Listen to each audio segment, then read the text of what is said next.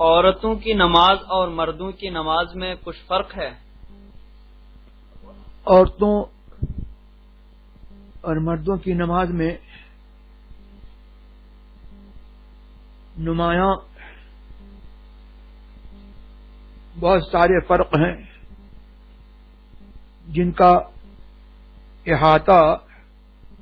اس مختصر مجلس میں نہیں کیا جا سکتا. اس میں یہ بھی ہے کہ عورت کے اعضاء جن کا چھپانا نماز قیام میں اور غیر نماز میں عورت پر فرض ہے، اور نماز کی صحت کے لیے ان کا چھپانا ضروری ہے، وہ مرد سے زیادہ ہیں. سر کے بال اور گلا، سینہ وغیرہ جس طرح سے خارج نماز بعض حالات میں اکثر لوگوں کے سامنے ان اعضاء کا چھپانا اس کے اوپر ضروری ہے، ایسے ہی ان اعضاء کا چھپانا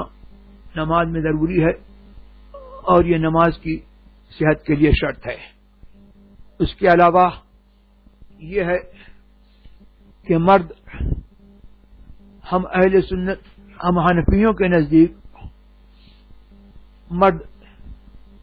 نیت باندھے گا ناف کے اوپر، اور عورت جس طرح سے اکثر سلفی اور اپنے آپ کو اہل حدیث کہنے والے اور شافعی لوگ جس طرح سے اپنے ہاتھ سینے پر رکھتے ہیں، عورت کو سینے پر اپنے ہاتھ رکھے گی، اور مردوں کا سجدہ انگلیوں کے پیٹ پر، انگلیاں کعبے کی طرف متوجہ ہوں، اور انگلیوں کے پیٹ پر مردوں کا سجدہ یہ مسنون ہے، اور ایک انگلی کا لگانا فرض ہے، اور اکثر انگلیوں کا لگانا واجب ہے. اگر ایک انگلی کا پیٹ نہیں لگے گا تو مردوں کی نماز نہیں ہوگی، اور اکثر کا لگانا واجب ہے. اگر اس کا ترک ہوگا تو نماز واجب الاعادہ ہوگی، اور تمام انگلیوں کے پیٹ لگانا سجدے میں یہ سنت ہے.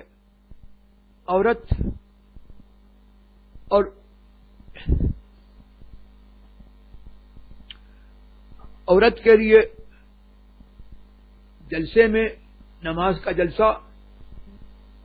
اور نماز کا سجدہ، ان دونوں میں